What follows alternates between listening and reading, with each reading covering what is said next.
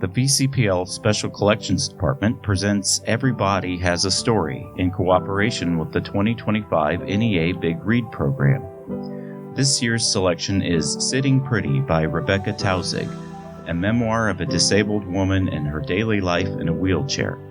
Tausig wrote the memoir as a means of providing a better understanding and appreciation of the struggles of those with disabilities. Likewise, these oral histories provide insight into the lives of Wabash Valley residents who also face challenges from various disabilities. My name is Sean Isley, and I am interviewing Dee Holvey and her daughter, Olivia Holvey. Welcome, Dee and Olivia. Thank you. Thank you for having us. Thank you. So if you could just tell us a little bit about yourself. Both of you, if that's okay. You could speak for her, or that's fine. I'm Dee Holvey. I am, this is my daughter, Olivia. Olivia is 25 years old. Yeah. She has spastic cerebral palsy. She's affected in all four of her limbs, and uses a power wheelchair to get around. We live here in Terre Haute. Olivia goes to Happiness Bag and attends a lot of activities with Grace, the Grace Group, Grace Unlimited. So that brings us to the second question, which you basically answered. So I'll just ask, what is a typical day in your lives? What does that look like? Well, her day starts usually pretty early. Yep. We're early risers. Yep. We have one of the things that helps us out a lot at our house is an Alexa. And the Alexa, Olivia will announce, yep, I'm awake. Yep. Good morning. Good morning. And lets us know that she's ready to get out of bed. So she does need to be assisted to get out of bed. First thing she wants to do is get up and get dressed and get started for the day. She's pretty much, when she's awake, she's ready to go. Yep. She gets up, and we have breakfast, and then every day she has some sort of activity that she does, whether it's going to Happiness Bag for a few hours a day. She attends Grace Unlimited quite a few days a week, whether that's on Tuesdays, Fridays. There's multiple activities that she attends. And pretty much the evening time, she has some things medically that she does in the evening time that takes up about an hour of time. And then we go to bed pretty early. Yep. So she gets pretty worn out pretty fast through her day. So she does require quite a bit of rest. So okay. Well, you mentioned the Alexa, which I guess could be considered like an assistive technology. What are some other types of technologies and tools that you use to help in your everyday life? What kind of tools do you have? TV.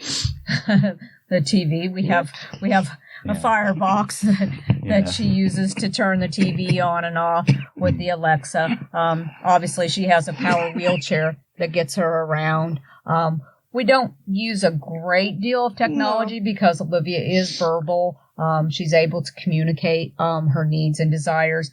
She has some things, obviously, with toileting and bathing that we use as far as technology or as equipment is concerned, along with her power chair. But outside of that, like I said, because of the fact that she is verbal, we don't have a lot of assistive technology. Right. Okay. So the word ableism is brought up in conversations about disabilities. What does that term mean to you? Well, in our house, we don't focus on what she can't do. It's what I can do. Is what she can do. And it's always been that way. Obviously, there's always things that, as a family, that we can't do. But those aren't the things that we take a lot of joy out of the things that we can do. especially as a family. I mean, we're not going to go mountain climbing tomorrow. Yeah, I'm not either. Yes, so but we enjoy time at the beach.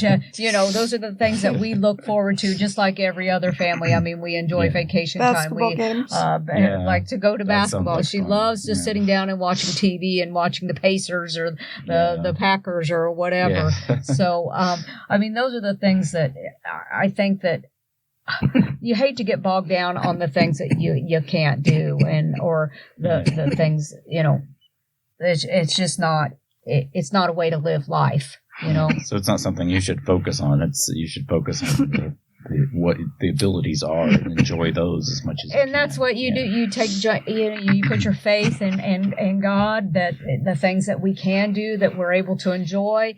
And there are so many things out in this world that you can do. So those are the things that we've always just focused on. So talking about social attitudes towards disabilities, have these changed over time, do you think?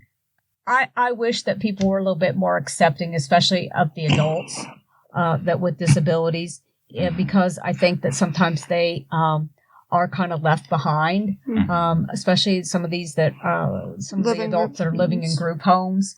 I don't feel like they get the attention that maybe society could give to them, to give them some of the pleasures of life that we all have. And I think that children, there's so much focus on the children groups as far as their education is concerned and the things that they can do. I think the adult portion of our society with disabilities has kind of been left behind.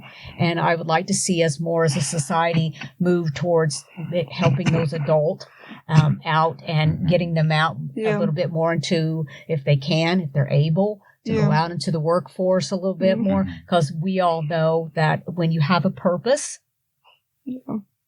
there's just so much. I've seen it just giving people a task, and when they accomplish something, how much joy that brings to their lives. And I think a purpose in people's lives, whether it doesn't have to be anything complicated, just having that purpose in life is what's important.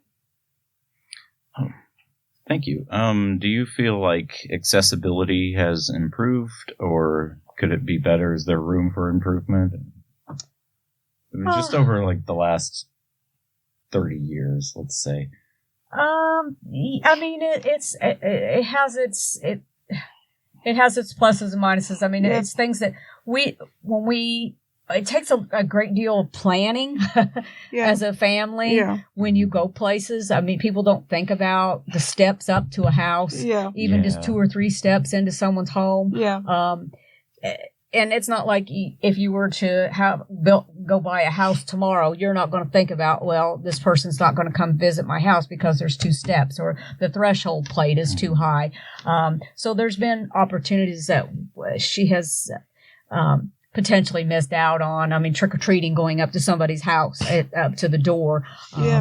But as far as community, most places are pretty accessible. But it's just the little things that you don't think about, little small humps, the parking lot, and trying to navigate a parking lot. There are places that, obviously that Disneyland, I mean, going to Disney World, I mean, just the slowing down of the rides for her to be able to get on or anything like that. Or like Six Flags, Have you guys been to those places? Yeah, and it's just not something that we get a lot of joy out of because there's not a lot for her to do because, like I said, they'll allow you to go to the front of the line, which I don't let her do because I'm like everybody else has to wait in line. But you still, it's not like she can jump on a roller coaster. You know what I mean? So. Well, I don't like roller coasters myself, so you're not really missing anything. It's okay. I have a hard time at amusement parks myself, so it's just there's a lot of noise. Look, there's a lot of places. I mean, most places are pretty accessible. I mean, the thing is probably one of the hardest thing is a lot of places will have a one person and one button.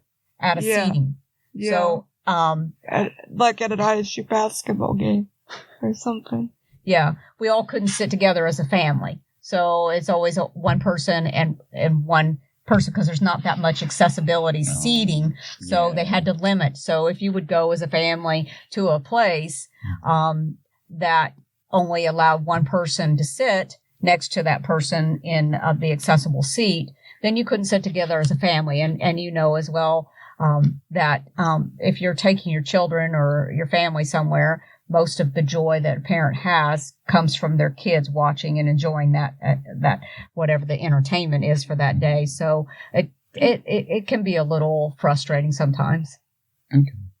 Well, so I guess the next thing is just talk about yourself as an individual. What are some hobbies or things you like to do? You've mentioned basketball, watching basketball, that kind of thing. What else do you like? Watching football. Football, basketball. Yeah. What do you like to do with your friends? Go to eat. Yeah. Just like normal 25. Yeah. Yeah. Yeah, she takes a lot of pleasure out of her. The Grace Unlimited group is an amazing group here in town that meets, and Jess Berryhill does a lot of things with them outside of that group, even with Bible studies and mental health. Mental health. Mm-hmm. Taking them out to eat. They go out to eat. That's one of the things. I mean, sitting there and watching 25 adults, just having dinner conversations with each other and just movies. Seeing them. Yeah. You know, we'll go to movies. Yeah. Go to movies. Yeah. Yeah. Getting out in the community and having a good time with their friends is so important. So what kinds of restaurants do you go to? Mexican. Is that Real Hacienda or is it somewhere other place? Yeah. I like that too. Yeah. Yeah. I was just curious. Yeah. But Dee, I think they mentioned you were an advocate. Maybe just talk about that a little bit before we wrap up the interview.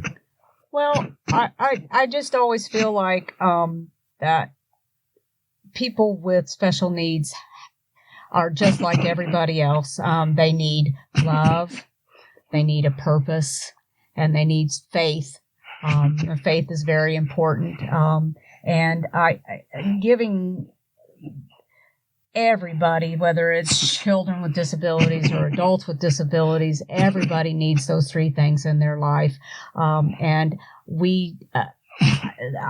I try to do, and we all try to do as much as we can to give people those opportunities, whether it's a simple night out for dinner or a movie or going to church or whatever that is. I just think that everybody needs a little bit of a whole lot of love and purpose and faith in God, and with those things, I mean, we can accomplish a lot. And I hope that everybody has that opportunity in their lives.